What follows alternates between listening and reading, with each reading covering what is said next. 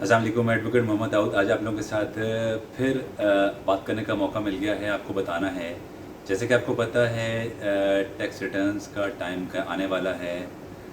मई almost complete हो गया है। बजट की तैयारी फुल स्पीड से है। इंशाल्लाह उम्मीद है कि मार्च के फर्स्ट या सेकंड वीक में बजट भी आ जाना है। क्या पॉलिसीज़ ली जाती हैं मुल्क के हवाले से, बहुत सी चीज़ें ऐसी हैं आपसे जो डिस्कस करने वाली हैं, आपके सामने है।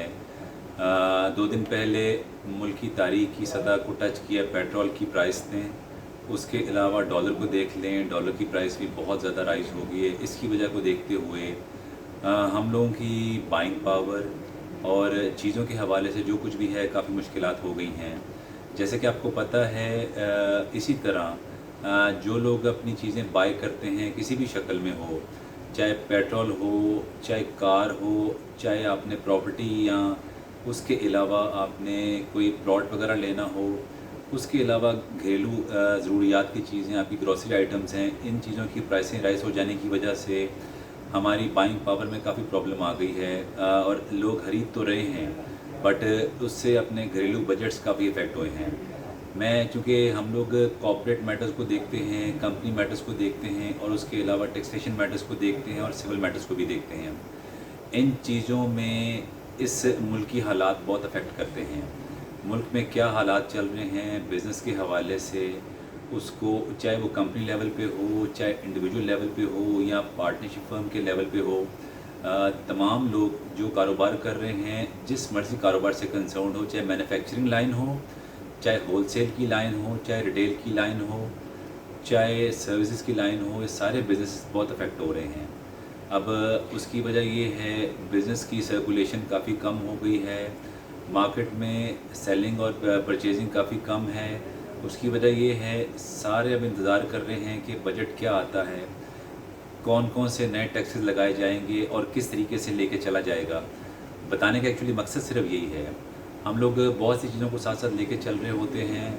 हमने कुछ इन्हीं बजट के अगेंस्ट अपनी कोई पॉलिसीज़, फ्यूचर प्लानिंग्स को देखना होता है। चूँकि हम लोग कॉर्पोरेट को देखते हैं, इसीलिए आने वाले पूरे फाइनेंशियल ईयर जो 1 जुलाई से स्टार्ट होता है और अपकमिंग 30 जून तक चलता है, अपनी तमाम प्लानिंग की जाती है कि इस पूरे साल में क्या चीज़ बाइंग करनी है, क्या परचेजिंग करनी है और किस तरीके से हमने ख़ुद बीइंग ए कंसल्टेंट और एडवोकेट होने की हैसियत से अपने क्लाइंट्स को क्या मशवरे देने हैं कि वो क्या मामलात लेके चलेंगे और किस तरीके से काम कर सकेंगे। बताने का असल मकसद यही है कि जो कुछ भी किया जाएगा वो मुल्क की हालात को देखते हुए, और चूँकि सिचुएशन बड़ी टेंस चल रही है, उसी चीज़ को देखते हुए आपको अपनी प्लानिंग भी करनी है बिज़नेस के हवाले से, जैसे भी मामला चलते हैं। इसी तरह आपने अपने घरेलू मामलात को भी लेके चलना है कि किस तरीके से आप अपनी बजटिंग करते हैं, फाइनेंशियल बजट अपने घर का बनाते हैं और मुल्क के लिए बजट बनाया जाता है। मेरी इस सिलसिले में अपने सीनियर से काफ़ी डिस्कशन होती रहती है।